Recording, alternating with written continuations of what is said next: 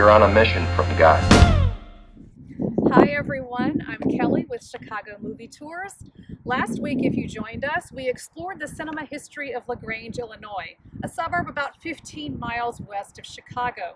This week, Chicago Movie Tours is focusing its attention on films and television series that center on prisoners in Chicago. Check out our website at chicagomovietours.com for other events and activities that we have going on during the week to help you discover Chicago through film, even while you're at home. Today's walking tour out here at Old Joliet Prison is rather bittersweet, since it marks the location where we would have had our inaugural tour. Still, we're here and we're going to make the best of it without giving away any information that you would learn on our walking tour of Old Joliet Prison in the movies. After all, when all of this is over and the world rights itself again, we will still be giving that tour, and we hope to see you in person for one of those. For more than 160 years, Old Joliet Prison behind me has loomed over Joliet, Illinois, a city about 45 miles southwest of Chicago. The prison was built in 1858 and has had several names, beginning with Illinois State Penitentiary. Also, Joliet Correctional Center, Joliet Prison, Collins Street Prison, and Old Joliet Prison as it's known today. The prison was closed in 2002 and sat dormant for about 15 years. As you can see, it's not in very good shape. I am standing in front of Old Joliet Prison's administration building. On our walking tour, this building is not open to the public, as it's still pretty much unsafe for people to be walking around in. But many of the buildings within these barbed wire gates are available to the public on our walking tour, including those that were used as Hollywood sets. Let's talk briefly about Old Joliet Prison's administration building before we walk over to the women's prison across the street and the Sally Port that was made famous by the 1980 Blues Brothers film. I'd like to look at three aspects of the administration building: its architect, its style, and its meaning. Old Joliet Prison was designed by Chicagoan William W. Boyington. He also designed the Chicago Water Tower and the entrance to Rose Hill Cemetery in Edgewater. Boyington served as a mayor of Highland Park, where he lived from 1894 until his death in 1898. As you can likely deduce from the pictures on screen, William W. Boyington had a specific style, and that's what we'll talk about next. What's that? Something we want to keep in mind as we are looking at the architectural style of Old Joliet Prison is that it was built by the prisoners who inhabited it. They took locally quarried limestone and built the buildings that you see before you. The architectural style is considered Gothic, or in this case, Gothic Revival. Gothic architecture originated in the Middle Ages from France, and it values height, exaggerated arches, high vaulting, and enlarged windows. You're probably most familiar with it as the architecture of cathedrals, abbeys, and churches of Europe, like Notre Dame Cathedral. That said, it is also the architecture of castles, palaces, universities, and in our case, prisons.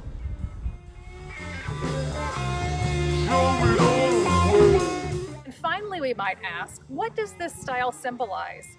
Why did the architect choose it specifically? The architectural style that we're looking at here is a conscious effort to evoke two things: misery and authority. The Gothic aesthetic works to instill fear for the institution itself, and the facade legitimizes the authority of the state. Hollywood has used this prison, even in its dilapidated state, in similar ways. For example, the Blues Brothers, Prison Break, and Public Enemies all use this structure to suggest the strength and seriousness of the law. Now, if you'll walk with me across the street, we'll head over to the women's prison. Around 1895, this 100-cell block building was constructed directly across the street from the male penitentiary. In design, the women's prison is an exact mini replica of the male prison.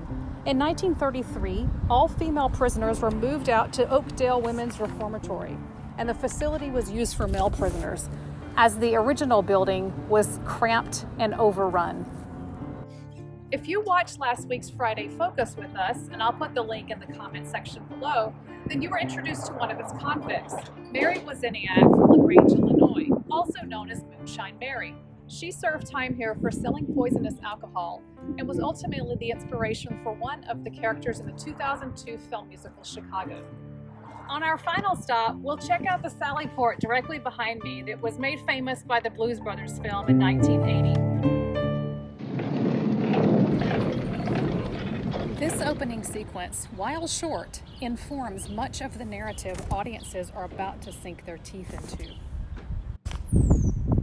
First, this scene at Old Joliet Prison's Sally Port introduces us to the Blues Brothers simultaneously. Aykroyd's character sits in the foreground, Belushi's in the background. This framing suggests that although one character has been imprisoned for some time and one has not, they function as equal partners in their endeavors. Second, the road that momentarily separates the two friends indicates the road movie on which the characters and we are about to embark. Third, the way Belushi's character is positioned, in partial silhouette with the sun shining almost spiritually behind him, foreshadows the film's plot point and the two characters' ultimate catchphrase, quote, "We're on a mission from God." Finally, at this gate at Old Joliet Prison, we hear the song "She Caught the Katy."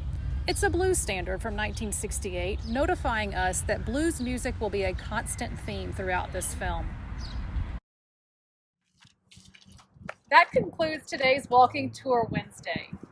Thanks for joining me, and I'll see you next week for another virtual walking tour.